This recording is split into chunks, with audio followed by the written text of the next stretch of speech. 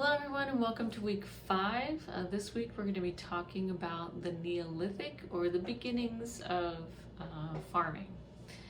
And I just want to say that the discussion board for week 3, the one on human remains, was incredible. I got so many different kinds of responses from, the princess in the tower to Viking ship burials. It was all really interesting and informative, and you did just a spectacular job, exceeds expectations. And so this week we're going to continue in that same vein. We'll have a discussion.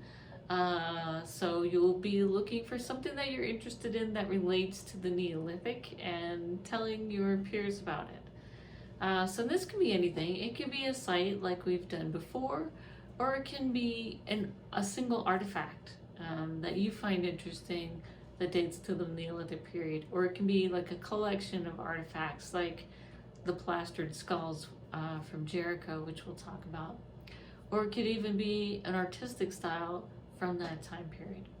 Or, the sky's the limit here. It can be a technique that's used to understand Neolithic lifeways, like using phytoliths to understand what people ate, using stable carbon isotopes or other types of isotopic research, looking at pollen, which is also called palynology, gas chromatography, all kinds of things. So if you're interested in that kind of archaeological science, that's fine too.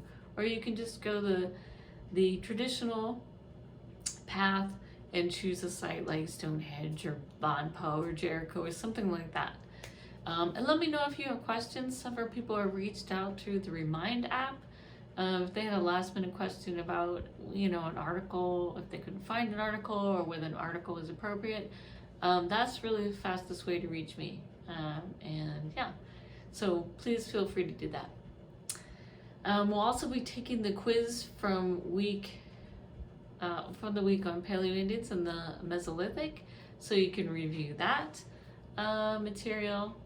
And also, I don't know if you saw, but this always happens. There's a relatively new discovery from White Sands, where I actually once worked. And they found some footprints that potentially date to 20,000 years ago, or 21,000 years ago.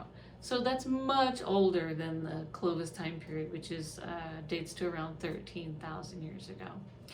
So you can check that out and see what they did to try to date those footprints. It's pretty tricky to try to do those things, but you can date the layer in which those footprints occur.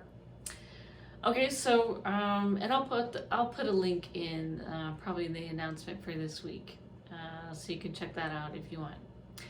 Okay, again, if you have questions, let me know, and happy learning. Bye now.